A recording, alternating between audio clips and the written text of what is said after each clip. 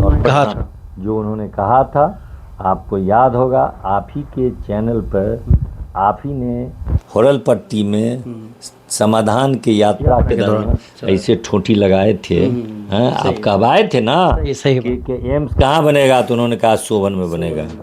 तो आपको याद है? हाँ, हमको तो याद है, आपको याद नहीं है? हाँ, सोन जरा सा दिखला लीजिए कि आप ही के चैनल पर आप ही को मुख्यमंत्री नीतीश कुमार जी ने होरलपट्टी में उन्होंने कहा था, वह उन्होंने करा दिया, कहा था कि सोवन में बनेगा।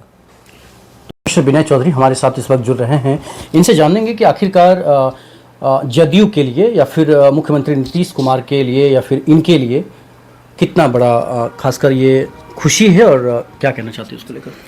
देखिए, एम्स कल मैं भी ने अपने भाषण में बताया और मुख्यमंत्री आदरणीय नीतीश बाबू ने भी बताया था कि 2015 में बजट प्रारंभ होने से पहले, बजट सत्र प्रारंभ होने से पहले नीतीश बाबू जाकर के तत्कालीन वित्त मंत्री अरुण जेटली जी से उन्होंने मिला था और उसी बातचीत के सिलसिला में भोजन पर दोनों आदमी की मुलाकात हुई थी। तो बात हुई कि एक एम्स और इसको दिया जाए। जब 2003 में श्रद्धेय अटल बिहारी वाजपेयी जी ने जब पटना के लिए उन्होंने दिया था, उसी समय में बातचीत चली थी कि एक दरभंगा में हो जाता तो अच्छा था। फिर जब अरुण जेटली जी के साथ बातचीत हुई तो कहे कि एक दे देते हैं और जगह का उन्होंने कहा कि जगह आप तय करके बता दीजिएगा।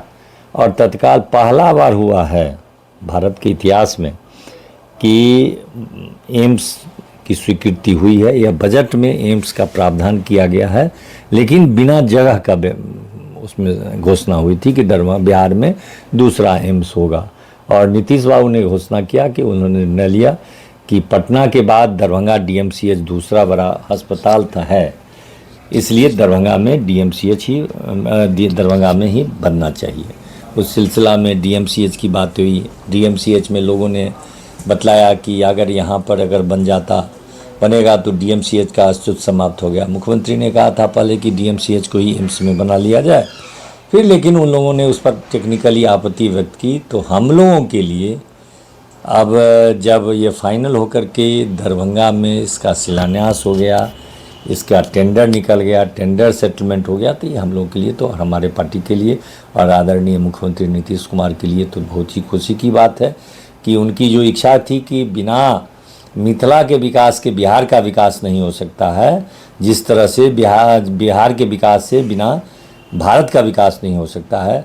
और बिहार में दरभंगा में यह एम्स प्रारंभ होने जा रहा है कार्य से, तो ये हम लोगों के लिए तो खुशी की बात है। कल जो प्रधानमंत्री यहाँ आए हैं तो क्या दरभंगा एयरपोर्ट पर भी कुछ निरीक्षण हुआ है वहाँ पर, या सिर्फ वो यहाँ आ गए थे सीधा? नहीं, यहीं पर आ गए थे। वो तो दरभंगा एयरपोर्ट का तो हो ही गया है, सारी व्यवस्था हो गई है, पैसा अलॉटमेंट हो गया है, ज़मीन अलॉटमेंट हो गया, तब तो वहाँ पर विकास हो ही रहा है, वो तो हो जाएगा। यहाँ पर कार्गो भी प्रारंभ होगा, ये सारी बातें तो होती ही आ रही हैं। कितने खुश हैं आप पर्सनली? खासकर ये दोनों जो काम हुआ है,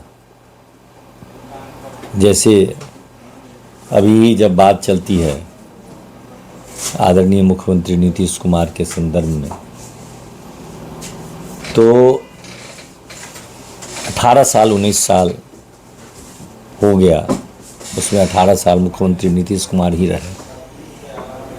तो 18 साल के जिसमें वो जब शासन किए होंगे, जो बच्चे पैदा लिए होंगे, वो अब मतदाता हो गए हैं। उनको सिर्फ अच्छा ही बिहार में दिखाई दिया है।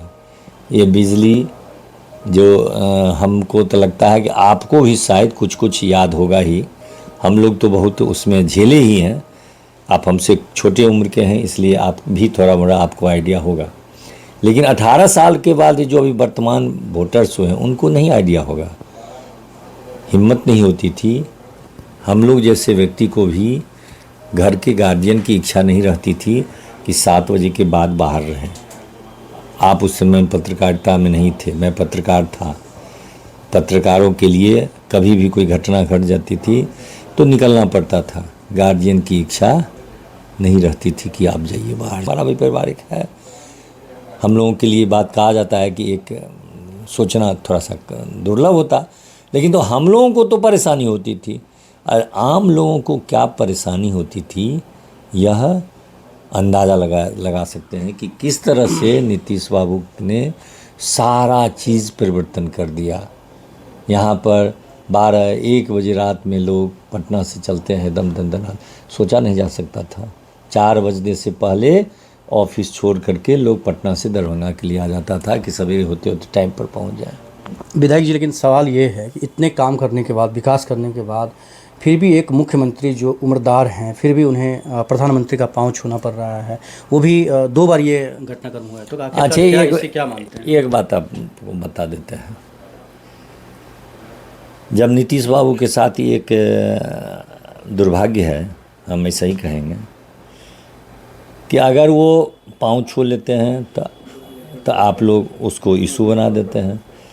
अगर वह थोड़ा सा गंभीर हो जाते हैं, भैया प्रधानमंत्री के साथ जरा सा भी उनका झुकता नहीं है शरीर, है, यह भी सुनने को मिला हुआ।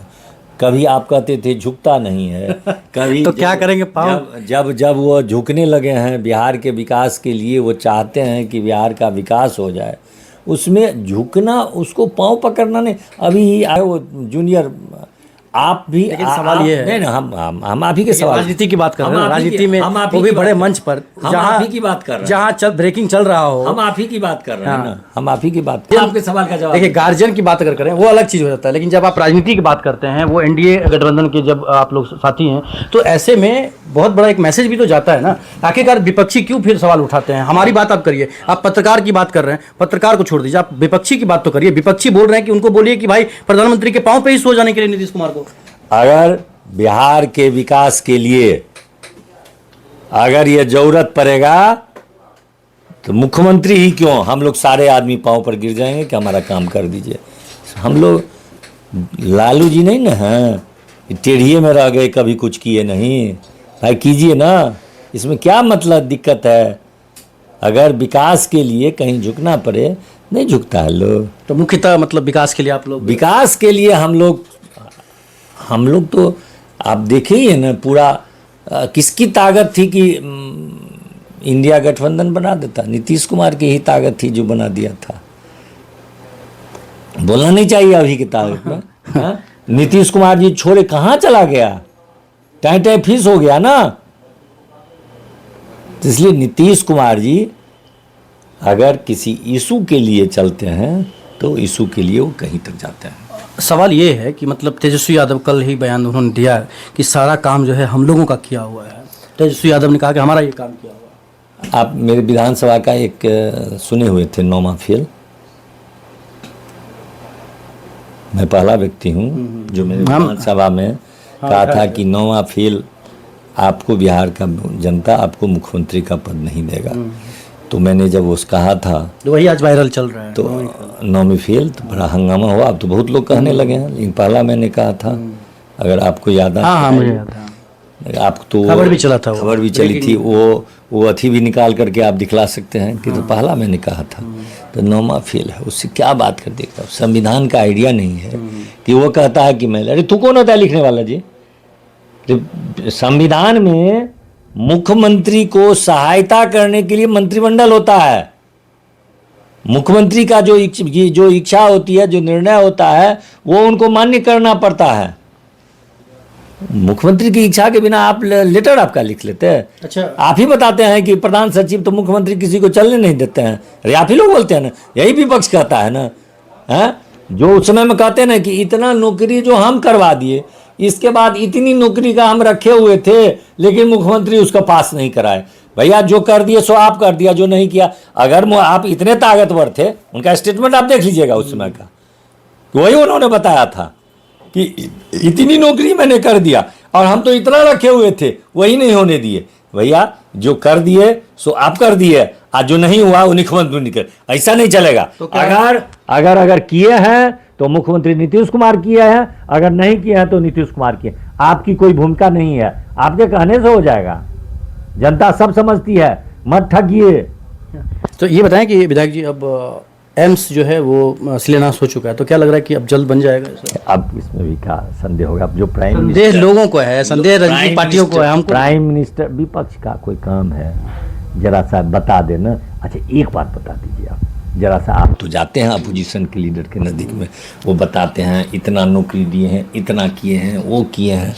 जरा सा मुख्यमंत्री नीतीश कुमार के कार्यकाल की आप बात बता रहे हैं, जरा सा अपने माता पिता के भी कार्यकाल का बता दीजिए ना कि हम ये सब हमारे माता पिता ने किया था। आपके माता पिता ने इतना ही ना किया कि 150 करोड़ रुपए का आपको दिल्ली में मकान बना दिया। आपके माता पिता तो नहीं यही किए हैं। मैं ये जानना चाहता था कि आपके पार्टी के द्वारा फिर मुख्यमंत्री नीतीश कुमार हो या फिर सांसद संजय झा हो राज्यसभा, या आप लोग हो, तो आप लोगों ने क्या प्रयास अभी तक किया था एम्स के शिलान्यास तक? देखिए, बिहार के विकास पुरुष नीतीश कुमार,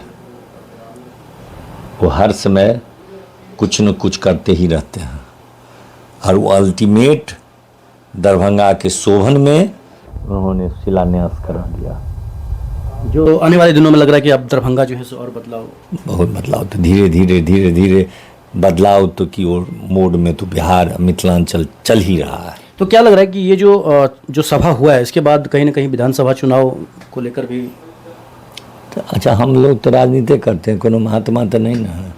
तो काम किए हैं तो चाहेंगे नहीं कि काम के आधार पर हमको वोट मिले। अच्छा, हम गए थे, मतलब खासकर वहीं बगल में ही गांव था, गनौल गांव था, गनौल गांव, वो मब्बी के आसपास गनौल गांव है। तो लोगों ने कहा कि भाई ये तो नीतीश कुमार का काम है, नीतीश कुमार को ही हम लोग वोट करेंगे। तो जो खासकर आपके एनडीए गठबंधन के भी लोग हैं, तो क्या लग रहा है कि आगे कब तक चलेगा आप लोगों का साथ? ये तो नीतीश कुमार हर समय कहते हैं। नीतीश कुमार वो भी बार बार कह देते हैं कि हमारा अब गठबंधन नहीं टूटेगा, तो आप लोग भी यही कहते हैं कि काहे बोलते हैं।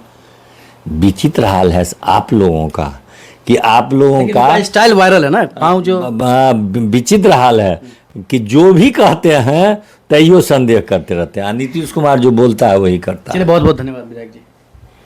तो ये थे मेरे साथ बेनीपुर विधायक प्रोफेसर विनय चौधरी। देखते रहिए भारत उदय समाचार जगजीत के साथ।